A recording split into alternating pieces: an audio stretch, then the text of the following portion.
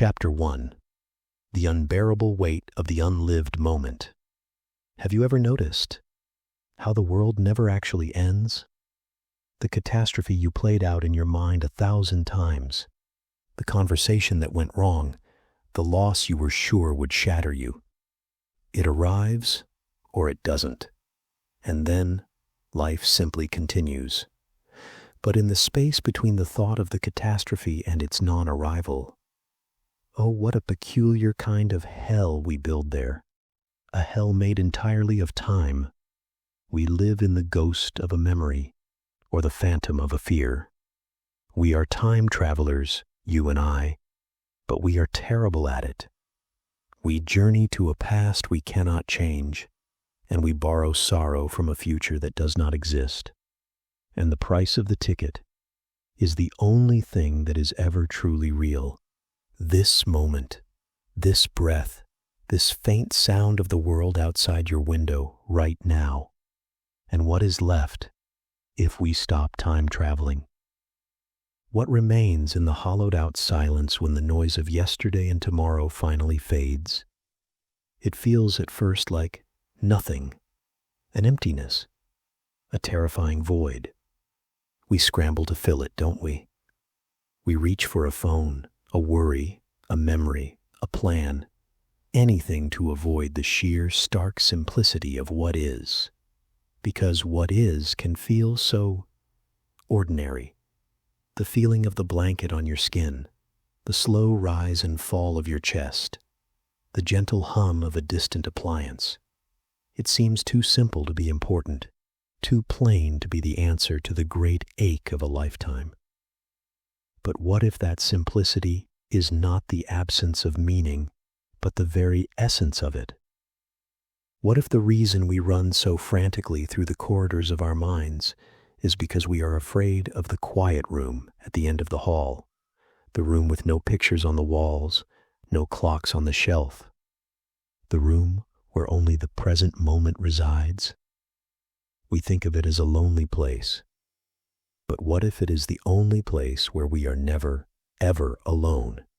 Because it is the only place where we are actually fully here. Think of the weight.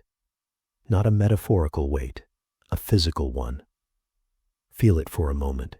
The clenched jaw from an argument you're still having hours later. The tightness in the shoulders from a deadline that is still days away. The hollow in the stomach from a loss that visited you years ago. This is the weight of the unlived life. It is the weight of moments you were not present for because you were too busy reliving or pre-living another. Your body is here in this bed, but your life is elsewhere. It is scattered across a timeline, lost in a story, and the body bears the burden. It always does.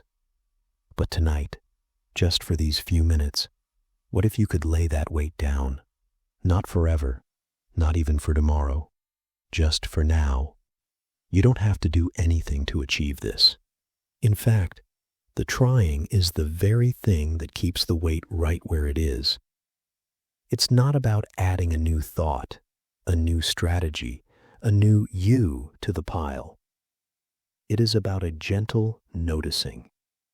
A noticing so soft, it feels like the first touch of moonlight on a dark windowsill. Notice the next breath. Don't change it. Don't force it to be deeper or more meaningful. Just watch it come in and go out. It happens by itself, doesn't it? A miracle you have taken for granted since the very first second of your life. There is an intelligence in that breath, a wisdom in the body that knows exactly how to live. If only the thinking mind would stop interrupting. Notice the space between the breaths, that tiny, silent pause at the top of the inhalation and the bottom of the exhalation. That is a doorway, a still point. In that pause, there is no problem to solve, no story to continue. There is just life living itself. This is not a philosophy to be believed. It is a space to be entered, a homecoming to a place you never actually left, but simply forgot you were in. The world of the mind is so loud, so persuasive. It paints such vivid pictures of danger and desire. It's no wonder we get lost in it. But beneath that world, like a deep, still river flowing underneath a bustling city, is the now. It is always here. It never leaves. It waits with infinite patience for your attention to drift back from its frantic journeys and rest, just for a second, in what actually is. And in that rest, something unhappens. The knots of time begin to loosen. The weight begins to feel less solid. It doesn't vanish, but it ceases to be you. It becomes just a sensation, passing through the vast, open sky of your presence. The anger is not who you are. It is something you feel. The anxiety is not your identity. It is a weather pattern in the body. And you are the sky that holds the weather. The sky does not struggle against the storm. It allows it, knows it. And in that allowing, the storm eventually spends its energy and dissolves back into the peaceful blue. This is the great secret whispered on the wind, that salvation is not in the next moment, but in the surrender to this one. Not a surrender of giving up, but a surrender of giving in to the reality of what is, the feel of the pillow, the sound of the night, the breath in the body. This is not a small thing. This is the everything. This is the foundation upon which a life of peace is built, not by adding more bricks, but by finally noticing the ground upon which you have always been standing. Chapter 2. The sacred surrender of a self that never was. And who is it that carries this weight? Who is this you that feels so burdened by yesterday, so anxious for tomorrow? If you listen very closely to the voice in your head, the one narrating all of this, who does it say it is? It says your name. It lists your achievements, your failures. It tells you the story of your life, with you as the central character, sometimes the hero, often the victim, always the star. This voice, this collection of memories, opinions, wants, and fears. This feels so solid, so real. It feels like me. But what if it isn't?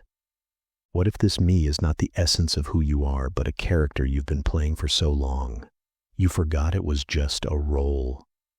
A character crafted by the world, by parents who told you who you should be, by society that told you what you should want, by past hurts that told you what you should fear.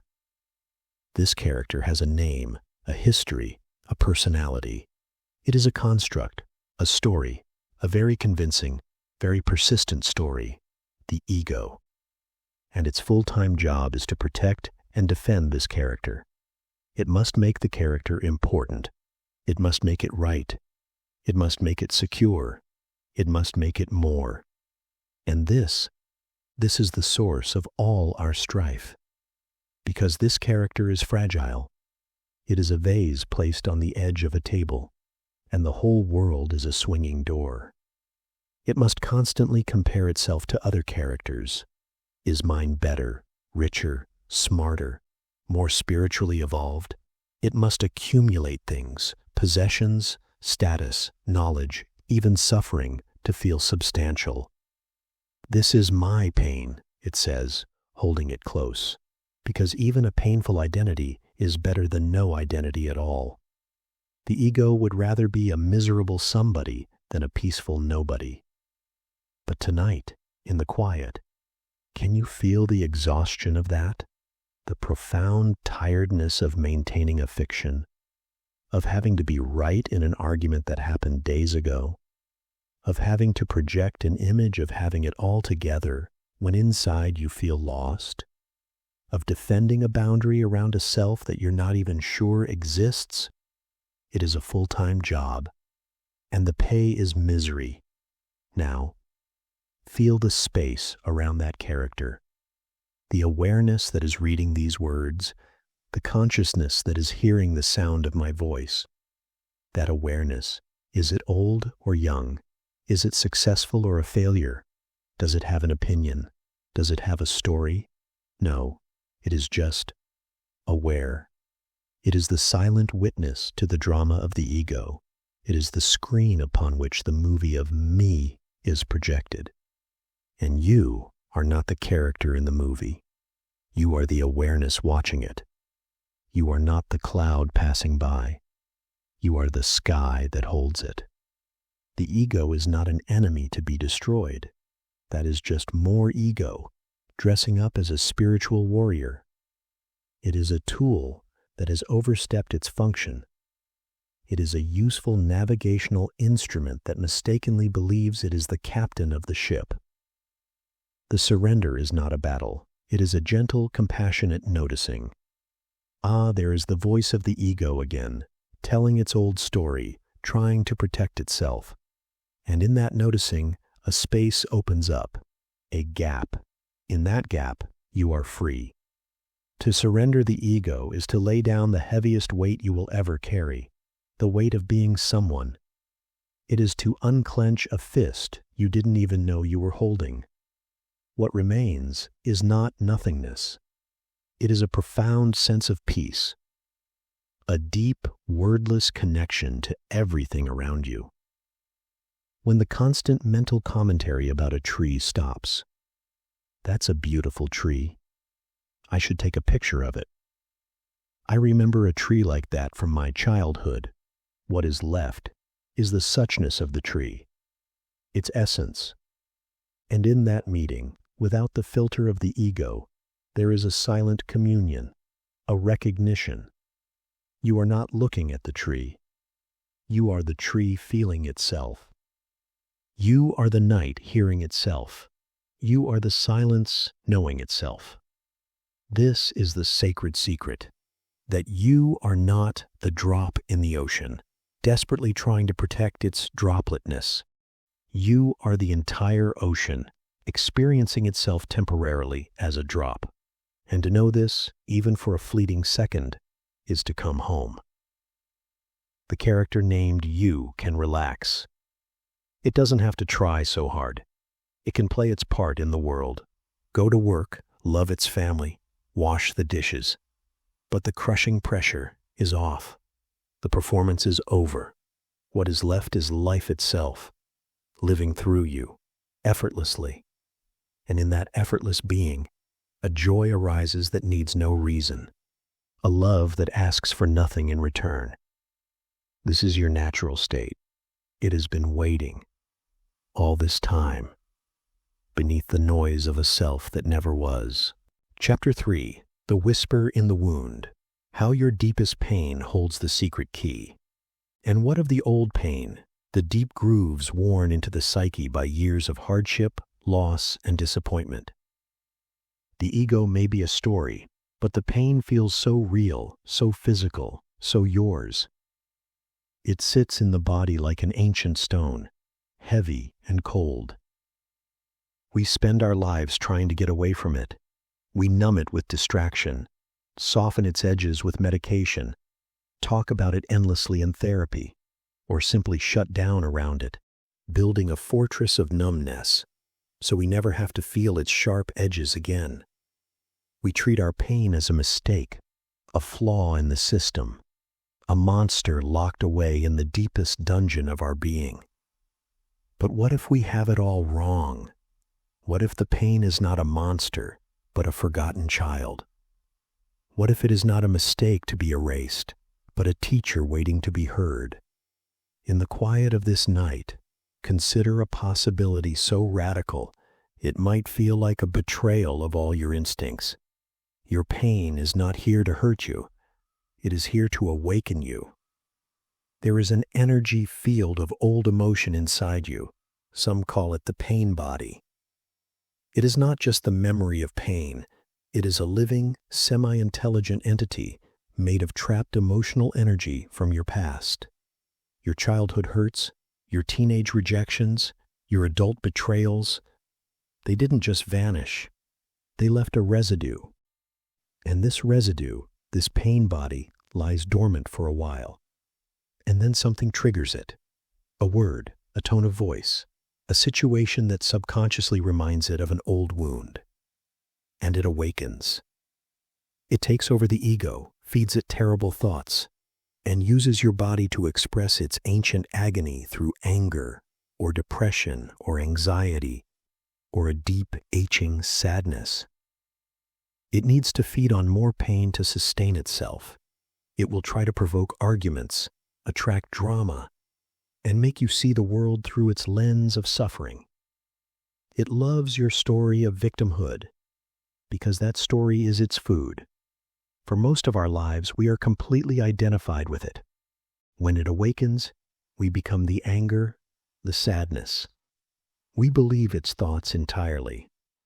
I am so miserable. My life is a disaster. This person is to blame. The pain body has merged with the ego, and together they play out the same old play with the same tragic ending, over and over again. But there is another way. It does not involve fighting. You cannot fight a shadow. The moment you fight it, you give it your energy, you make it real, and you become the very violence you are trying to defeat. The way is through a profound and gentle allowing. It is through the power of conscious presence. When you feel the old pain stirring, that familiar tightness in the chest, the heat of anger rising, the cloud of sadness descending, that is your moment. That is the signal. Instead of running, instead of reacting, instead of becoming the story, pause. Take one conscious breath. Feel the energy in your body directly. Don't think about it. Feel it. Where is it? In the stomach? The throat? The shoulders? What is its texture? Is it sharp, dull, throbbing, burning? Place your attention on the raw sensation, not the story. The mind is spinning about it. This is the key. The story is the prison. The raw sensation is just energy. And you are the aware space that can hold this energy. Breathe into it. Offer it your attention, not your judgment. Imagine your awareness as a soft, forgiving light, shining into this dark, cramped place inside you that has been waiting for attention for decades. Say to it silently, I feel you. It's okay. I am here with you. This is not approval of the pain. It is compassion for the part of you that is experiencing it. You are not merging with the pain.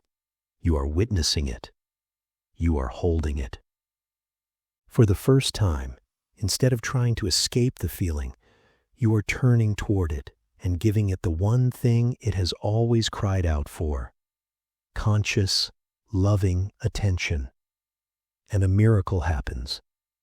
The moment you bring the light of your presence to the pain, it can no longer remain unconscious pain. The two cannot coexist. The pain body thrives on unconscious identification. When you witness it, you break the identification. It may intensify for a moment, like a child throwing a final tantrum when it realizes it's not getting the reaction it wants. But if you hold steady, simply watching the sensation with gentle curiosity, it will begin to transform. The trapped energy begins to unravel, to release. It is transmuted by the alchemy of your presence. This is how the wound becomes the key. Your pain is not your enemy. It is an incredible, intelligent alarm bell designed to go off whenever you are losing yourself in unconsciousness. It is a call to return to the now, a call to presence. Every trigger, every flare-up of old hurt is not a curse. It is an invitation to freedom. The pain was never the problem. Our resistance to feeling it was the problem. Our avoidance created the prison. Our welcoming attention is the only key that fits the lock. So let the night hold you. And if an old ache arises, meet it not as a stranger, but as a long-lost part of yourself, finally coming home to the warmth of your own awareness. Don't try to fix it. Don't try to understand it. Just be with it. And in that silent, courageous being, you will discover the deepest truth of all, that you are vast enough, spacious enough, loving enough to hold all of yourself, every shattered piece, every forgotten tear. And in that holding, you are not just healing a wound, you are discovering that you are the very wholeness that heals. Chapter 4. The Prison You Can't See, and Why Your Thoughts Are Not Your Home. Have you ever noticed the voice, the one that's speaking these words in your head right now, the one that's been with you perhaps for as long as you can remember? It comments, it judges, it worries, it plans. It tells you stories about who you are, about your past, about what might go wrong tomorrow. It never seems to stop. We've come to accept this constant inner noise as normal, as who we are. We've even given it a proud name, our stream of consciousness. But what if that stream is not a stream at all? What if it's more like a cage, a beautifully crafted invisible prison, and the voice is the jailer? And the most haunting question of all, what happens to a soul that never, ever gets a moment of silence from itself, that never discovers there's a world outside the walls of its own thinking? This voice, this endless parade of thought, is what Eckhart Tolle calls the egoic mind. It's not you. It's a construct, a thing you have, a tool that has somehow taken over the workshop. It thrives on problems, on conflict, on dwelling in the dead past or an imagined future. It's the source of that low-level anxiety that humes in the background of modern life. The feeling that something is wrong, that you are not enough, that you need to get somewhere, become someone, in order to finally be at peace. Think of it like this. Imagine you're in a room with a single window, looking out at a vast, beautiful, star-lit night. But the window is covered from top to bottom with a film. And on this film, a movie is constantly projected. It's a movie of your life, all your regrets, your triumphs, your fears, your desires. The images are so compelling, so absorbing, that you forget they are just images on a screen. You forget there's a whole, real, silent night sky just on the other side of the glass. You become a prisoner of the movie. You think the drama on the screen is all there is. Your thinking mind is that movie. And you, the one who is aware of the movie, you are the watcher. You are the space in which the movie is playing. You are the silence that holds the noise. This is the first and perhaps most liberating truth. You are not the content of your life. You are the context for it. You are not the thought. You are the awareness behind the thought. Feel that for a moment. Don't think about it. Feel it. The next time a worried thought arises, about a task tomorrow, about a conversation today, see if you can, just for a heartbeat. Step back from it. Don't fight it. Don't analyze it. Just notice it, as if you were noticing a cloud passing in the sky.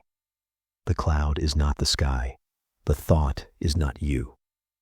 In that tiny gap, that sliver of space between you and the thought, in that space, you will feel it. A sense of relief, a loosening, as if you've put down a burden you didn't even know you were carrying. That space is the doorway out of the prison. And the key to that door is simply to notice that you are the one in the room, not the pictures on the wall. The soul that never learns this lives its entire life lost in the movie. It believes every critic, every fear, every story of lack and limitation. It searches for peace in the future, in achievements, in relationships, in possessions, all the while missing the profound, unshakable peace that is already here, right now, in the simple act of being aware. It's a life of seeking, never finding, a constant, quiet hunger. But you are now aware of the screen, and that awareness is the beginning of freedom. Can you feel it? The slight quieting, the gentle disidentification. It's like a single, still note held in a symphony of chaos. And from that one note, a whole new world begins to unfold. A world not of thinking, but of sensing, of being. Chapter 5.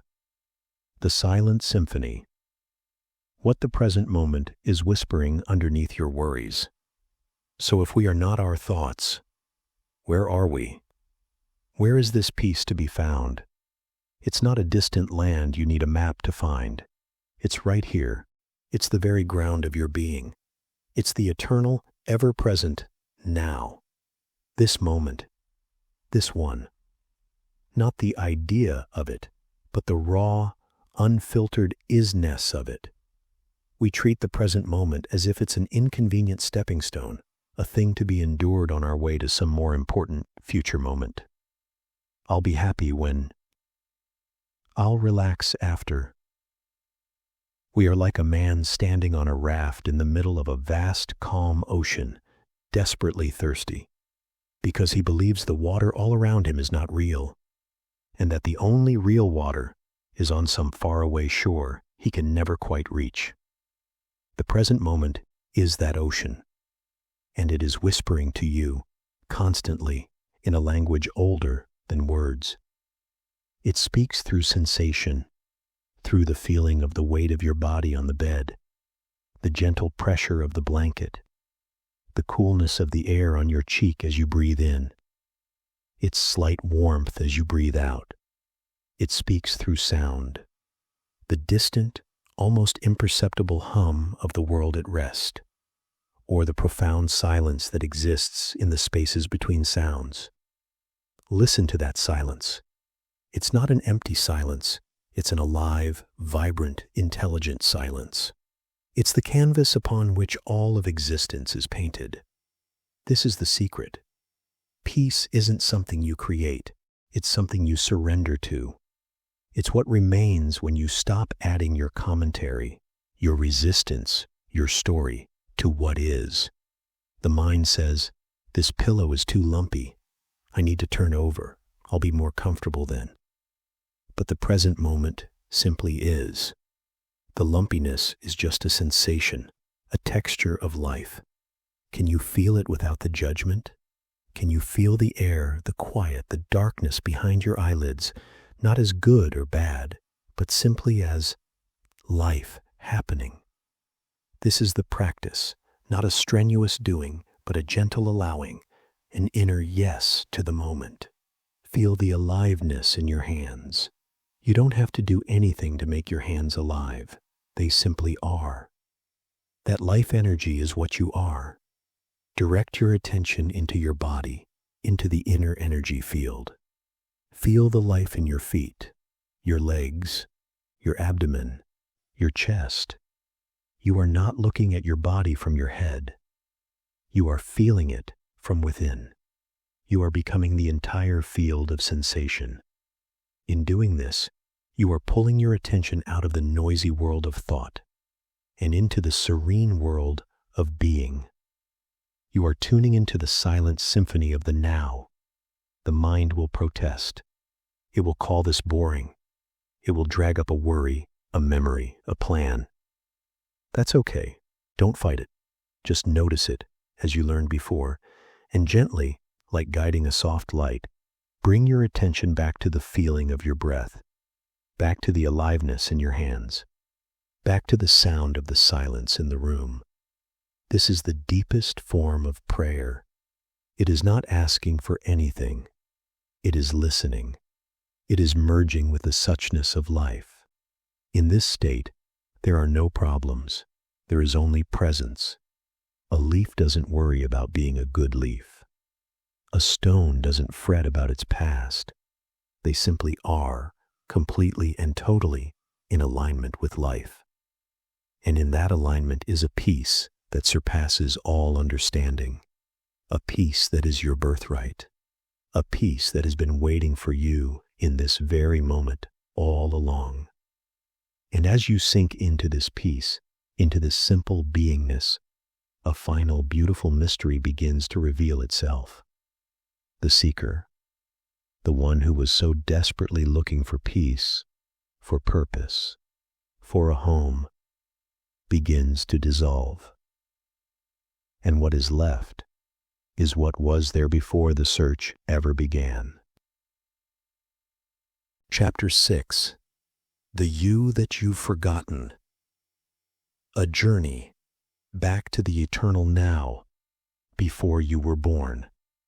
Who are you when you are not thinking about who you are? When the story of your name, your job, your past, your achievements, your failures, when all of that is set aside, like a coat you've taken off at the door, what remains? This is not a philosophical puzzle. It is the most important inquiry of your life. We spend our lives building a sense of self, a me, a collection of things we identify with, my car, my opinions, my personality, my story. This me feels solid, real, but it is fragile. It needs to be constantly defended, fed, upgraded. It is in truth a fiction, a character in the movie, a very convincing character, but a character nonetheless. Underneath it is something vast, something timeless. Eckhart Tolle calls it being, consciousness, the unmanifested. It is the formless source from which all forms, you, me, that tree, that star, arise, and to which they will return. You have tasted this. In moments of utter awe, gazing at a mountain range, looking into the infinite eyes of a newborn, witnessing a breathtaking sunset. For a split second, the mental chatter stops. The me, with all its problems, vanishes. There is only the stunning beauty of the thing itself. And in that moment, you are not separate from the beauty. You are it. You are one with it. That is a glimpse of your true nature, not a person looking at beauty, but consciousness itself, experiencing its own majesty through the form of a mountain, a sky, a face. This is the you that you have forgotten. It is the consciousness that was there before you learned your name. It is the awareness that was present when you were a child, perfectly content playing with a cardboard box, not yet burdened by a personal story. It is the silent witness that has been there for every single moment of your life, unchanging, while the body grew and the mind's story became more complex. It is the eternal, formless I am that has no age, no gender, no problems. Your main purpose in life is not to do anything. It is to realize this, to awaken from the dream of being a separate me, and to recognize yourself as the timeless awareness in which the entire dream of the universe is unfolding. This is not a selfish, narcissistic pursuit. It is the exact opposite. The separate egoic self is the source of all conflict, greed, and fear. When you see through that illusion, what emerges is compassion, peace, and a deep, connected love for all of life. You don't become a better person. You become aligned with the intelligence of life itself. So how do you journey back to this? You don't. You can't journey to where you already are. It's about stopping. It's about surrendering the seeking. It's about allowing the surface waves of your mind to settle so you can see the profound depth of the ocean that you are.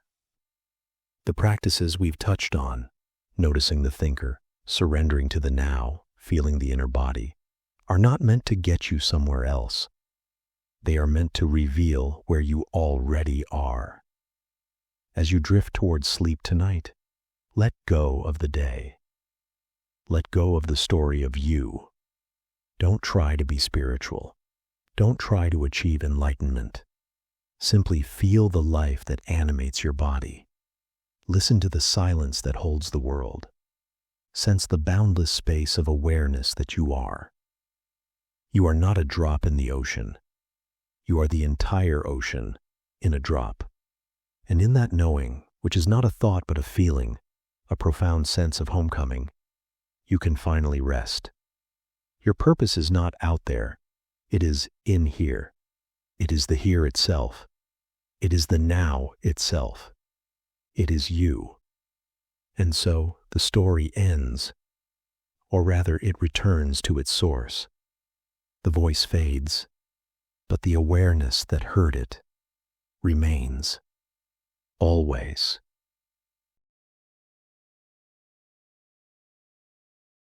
Chapter 7. The Silent Symphony. What if your greatest purpose is not something you do, but something you stop? Have you ever laid in the silence just before sleep takes you and felt a faint hum of unease?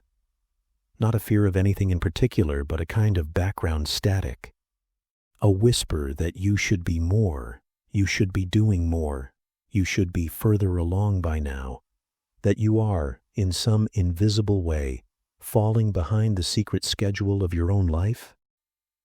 What if I told you that very whisper, that relentless, nagging hum, is the very thing obscuring your purpose? That your true task is not to achieve in spite of it, but to see it, and to let it go. Imagine a man standing on the bank of a wide, slow-moving river. The night is clear, the moon is full, and its light paints a shimmering path on the water. This river, this is your life. The water is the flow of now, of what is.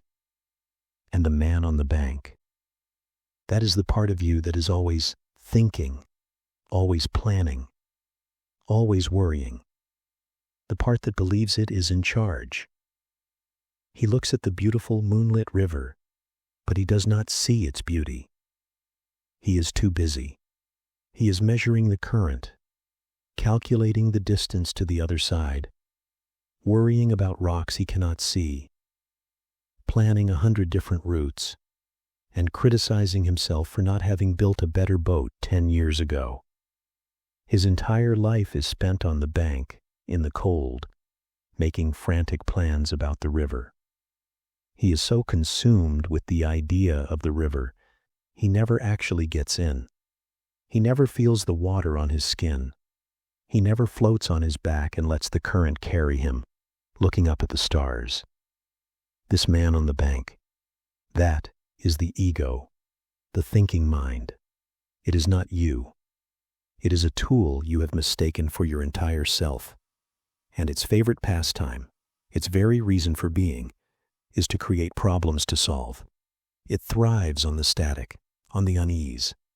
Because if everything were peaceful, if everything were accepted just as it is in this moment, what need would there be for it? It would be out of a job. So it creates a narrative of lack, a story that something is missing, that you are incomplete, and that you will become complete when you achieve this, acquire that, become someone else. It's a wonderful story, and it's a trap, because your purpose was never over there, on the other side of the river.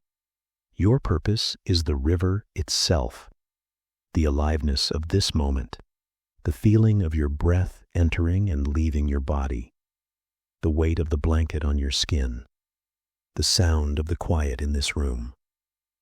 The purpose of a symphony is not to reach the final note. The purpose is the music, each note, the silence between the notes.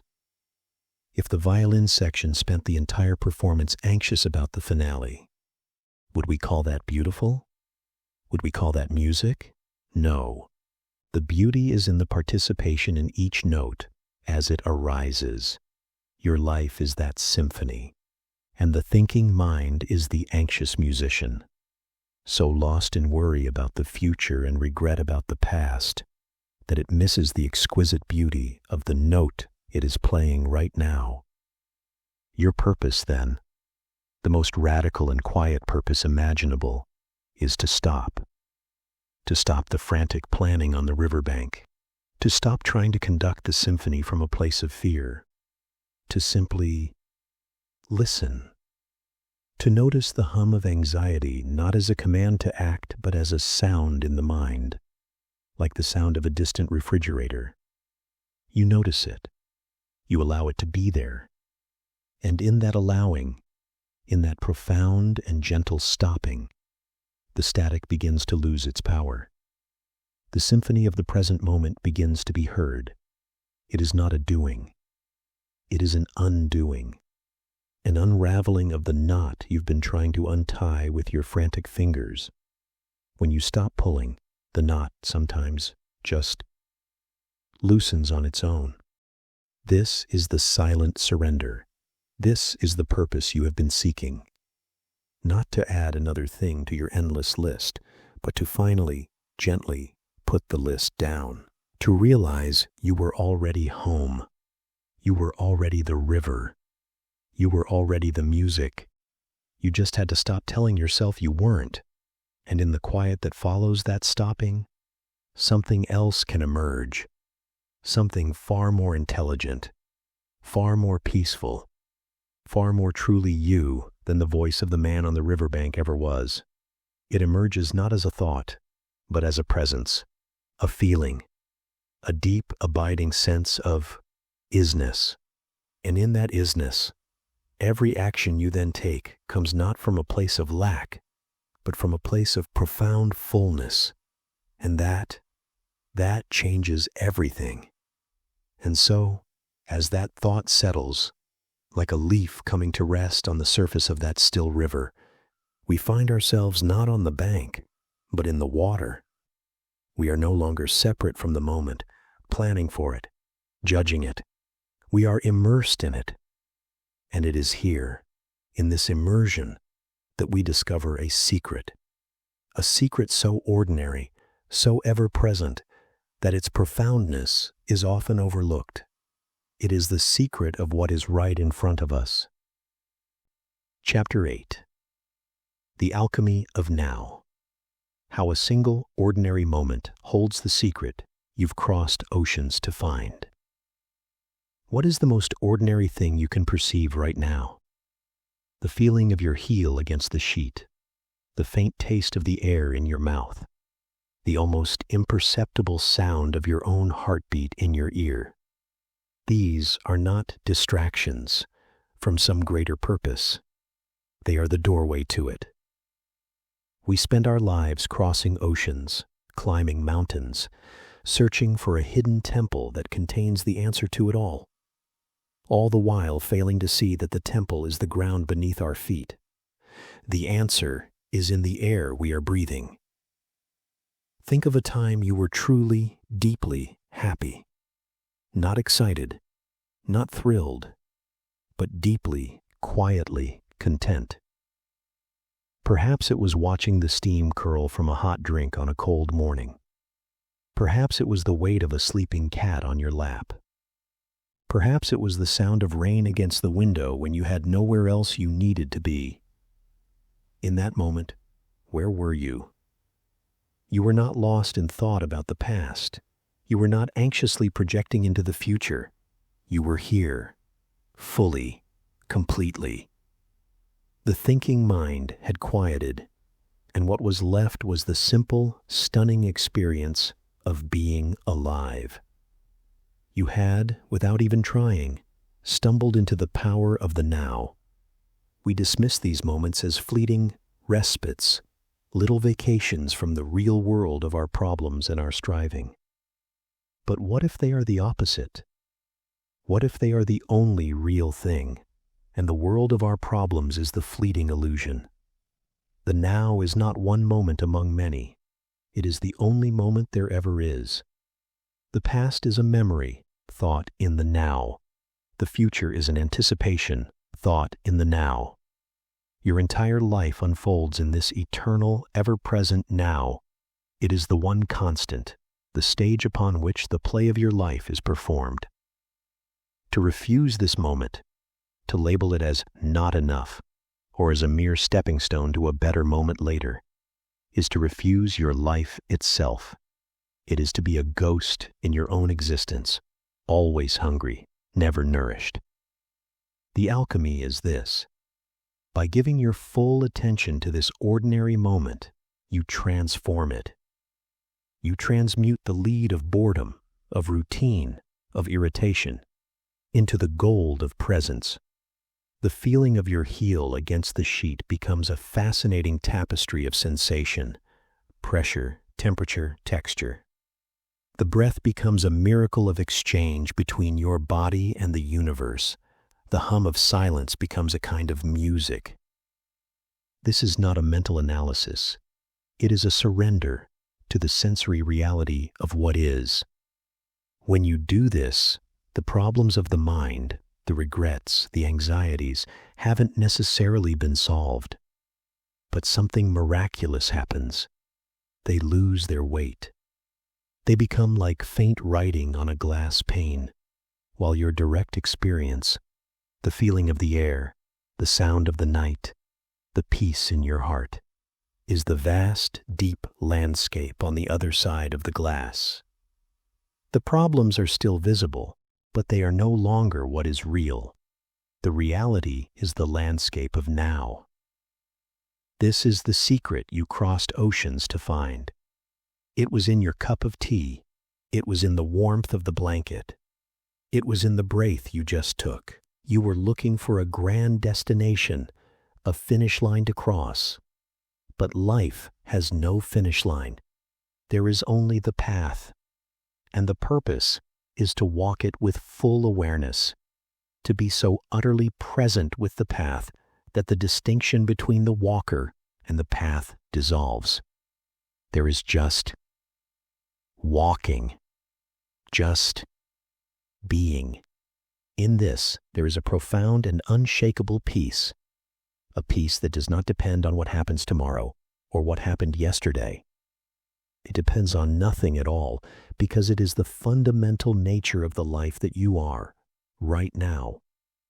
And from this place of peace, action arises that is clear, kind, and powerful. It is no longer a reaction born of fear, but a response born of wholeness. You are no longer trying to get somewhere else. You are fully here, and here is everything. And when you are fully here, a curious thing begins to happen. The need for the world to see you, to validate you, to applaud your achievements. It begins to fall away, like an old heavy coat you no longer need to carry. Your life ceases to be a performance for an imagined audience and becomes something more private, more sacred, more truly your own. It becomes like a flower blooming in a deep hidden forest where no human eye will ever see it. And yet, it blooms with total and complete abandon. Chapter 9. The Unwitnessed Bloom, the profuse peace of a life that asks for no applause. Who are you when no one is looking? Not the you that posts online, or the you that goes to work, or the you that attends a family gathering, but the you that is alone, in the quiet, with nothing to prove and no one to impress. That is the essential you, the you that exists beneath the layers of doing, achieving, and persona building. Most of our lives are spent building a monument to ourselves, a legacy we hope will stand long after we are gone, proof that we were here, that we mattered. But what is the wind that whispers through the grass? What is the river that carves the canyon? They do not leave a monument. They simply flow. They are utterly themselves, and in that, they are utterly complete. They ask for no applause. Their purpose is in their being, not in their legacy. We are taught that purpose is synonymous with impact. That, to matter, we must change the world in a way that is visible, measurable, celebrated. But this is to confuse the depth of a life with its volume. A life lived for an audience is a life lived on the surface, constantly adjusting, calibrating, managing perceptions. It is exhausting, and it is a trap, because the audience is fickle. Their applause today can be silenced tomorrow. To anchor your sense of purpose to that is to build your house on shifting sand. The deepest purpose, the one that brings a profound and unshakable peace, is to live as that flower in the hidden forest, to bloom because it is your nature to bloom, to express life because life is expressing itself as you. This is the joy of the unwitnessed act, the kindness you perform that no one will ever know about, the poem you write that you will never show another soul, the garden you tend not for the compliments of neighbors, but for the sheer joy of your hands in the soil and the sun on your back.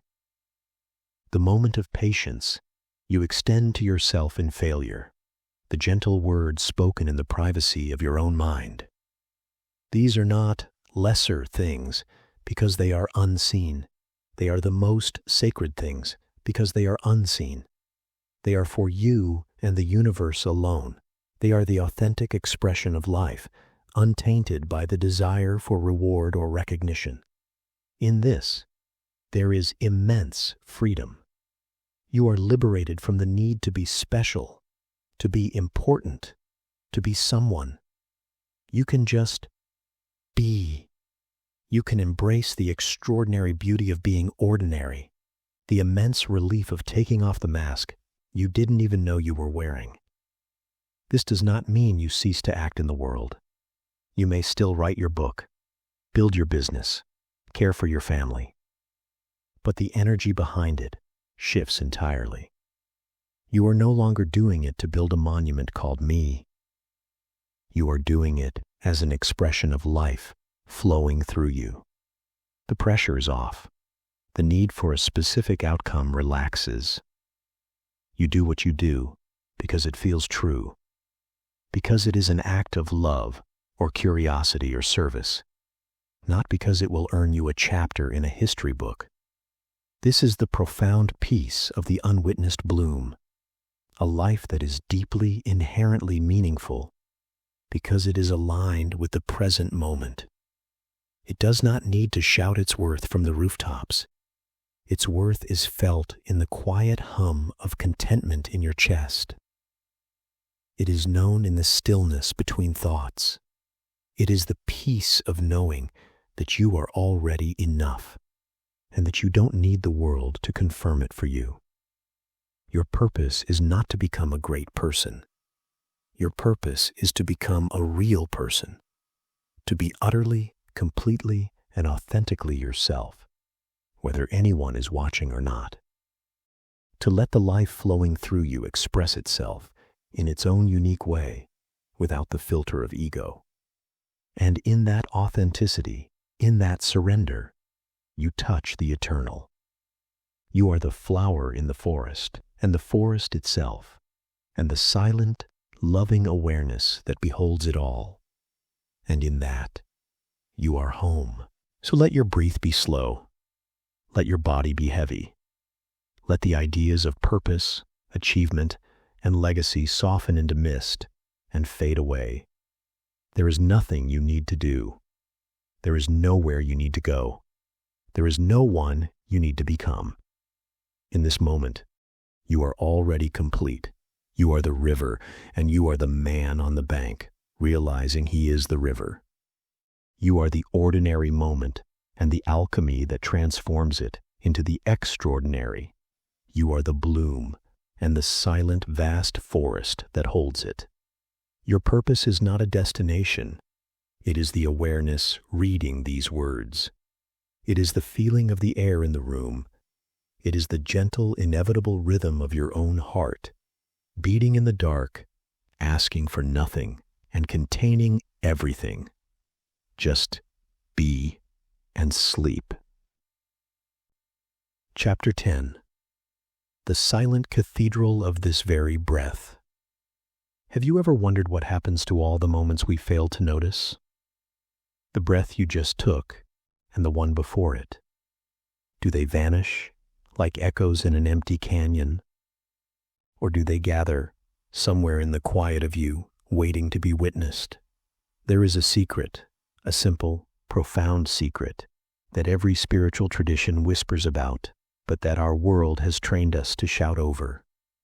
It is this: your greatest purpose, your most profound life, is not waiting for you in some distant future.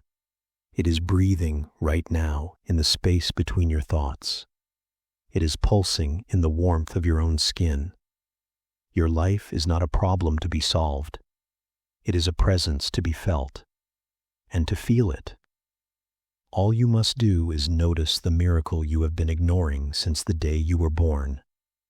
I want you to imagine, just for a moment, that your awareness is not a spotlight, searching frantically for the next thing to fix, the next worry to hold. Imagine it instead as a gentle, diffused light, like the soft glow of a candle in a vast, silent cathedral. This cathedral is the eternal present moment, and its walls are built not of stone, but of now. Your entire life has unfolded within these walls, but you've been so captivated by the stained glass images of past and future, the stories of what was and what might be, that you've never truly felt the solidity of the floor beneath your feet. You've never truly listened to the profound silence that holds the echo of your every step. This is the first whisper, the one that changes everything. The purpose of life is not to find something, but to awaken to the something that is already, always here. The Japanese swordsman Miyamoto Musashi knew this. In the midst of ferocious battle, his genius was not in his frantic action, but in his profound stillness. He called it the void, a state of no mind, where the chatter ceased, and all that remained was the perfect fluid response to what is. He wasn't thinking about the last blow or the next. He was entirely immersed in the dance of the moment. His sword was not a separate thing he wielded. It was an extension of his present moment awareness. He had found the cathedral floor beneath the chaos of the fight.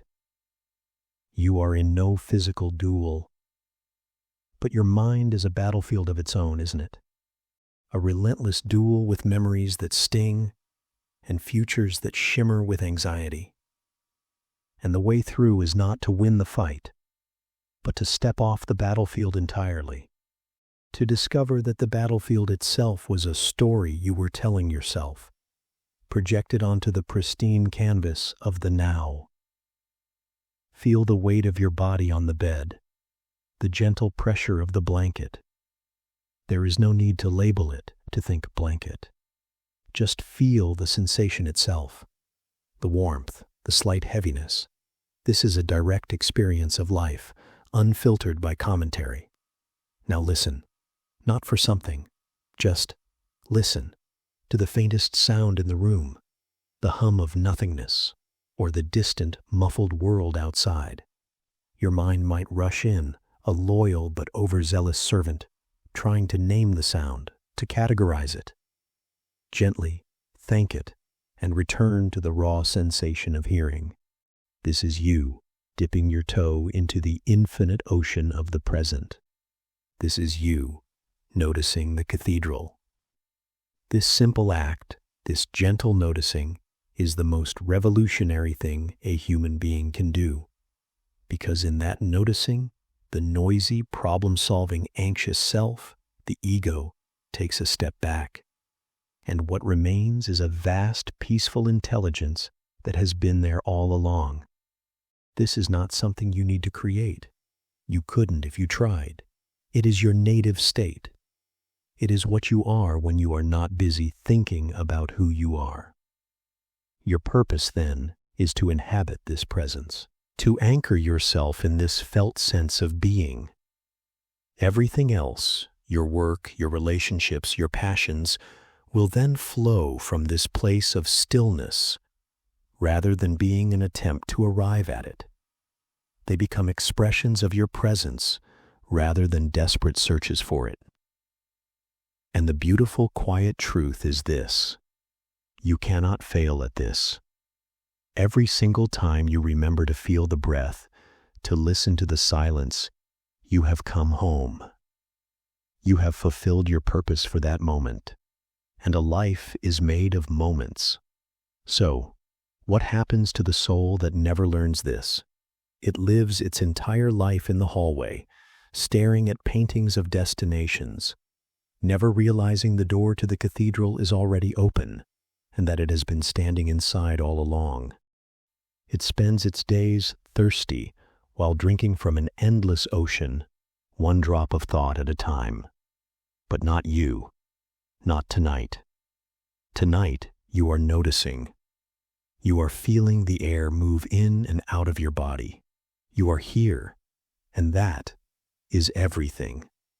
The stories we tell ourselves are so heavy, aren't they? The story of who we are, who we should be, the mistakes we've carried like smooth, worn stones in our pockets. What if the purpose wasn't to build a better story, but to put the story down altogether? To let the weight of your own identity fall away, like a winter coat in the first warmth of spring, and to step, unburdened, into the mystery of what remains. Chapter 11. The Gentle Art of Unbecoming. We spend our lives in a frantic act of construction. We are building a self. Brick by brick, we stack our achievements, our failures, our opinions, our relationships, our possessions. We mortar it all together with the stories we repeat to ourselves and others. I am this kind of person. I am not that kind of person. This is what happened to me. This is why I am the way I am. We stand guard at the door of this structure we've built, this personality, and we believe with every fiber of our being that this building is us. That if it were to crumble, we would cease to be. But what if that's the entire point? What if your highest purpose is not to build a more impressive structure, but to discover the vast, open sky that exists before the first brick was ever laid? This is the second whisper, the gentle art of unbecoming, the profound liberation of disidentifying from the noisy tenant in your mind and realizing you are the silent, spacious house itself. Eckhart Tolle speaks of the pain body, that accumulated residue of past emotional pain that lives as an almost tangible energy within us. It's not just a memory. It's a living entity that feeds on drama, on negativity, on more of the same pain. It replays the old stories, because its very survival depends on you believing that you are those stories. Your name, your resume, your childhood wounds, your cherished grievances, these are not you. They are things you have. And there is a world of difference, a universe of peace, between saying, I am angry, and I feel anger moving through me. One is a statement of identity. You have become the anger. The other is a statement of observation. You are the awareness, witnessing the weather of emotion pass through. This is the core of the practice. This is you becoming. It is the deepest form of forgiveness, because it is not about pardoning someone else for a story from the past. It is about freeing yourself from the story entirely. It is laying down the armor you've worn so long. You've forgotten it's not your skin. Think of Musashi again, not in battle but in preparation. Before a duel, he would still his mind. He would let go of his technique, his reputation, his desire to win, his fear of loss. He would become empty. He would unbecome the legendary swordsman, and in that emptiness he became something far greater, a perfect instrument of the present moment. He didn't fight his opponent. He responded to the situation unfolding before him with no ego, no past, no future to cloud his perception. Your life may not demand such a literal life or death stillness, but your peace does. The next time you feel a surge of frustration or an old familiar ache of sadness, see if you can try it. Don't try to stop it. Don't judge it. Just notice it.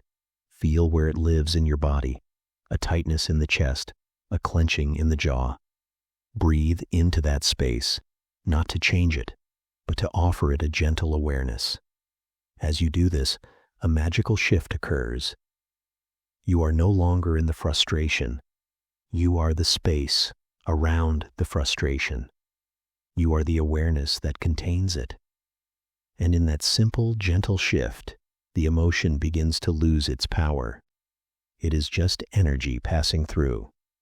It is not you. This is how you unbecome, not through force, but through a soft, compassionate attention.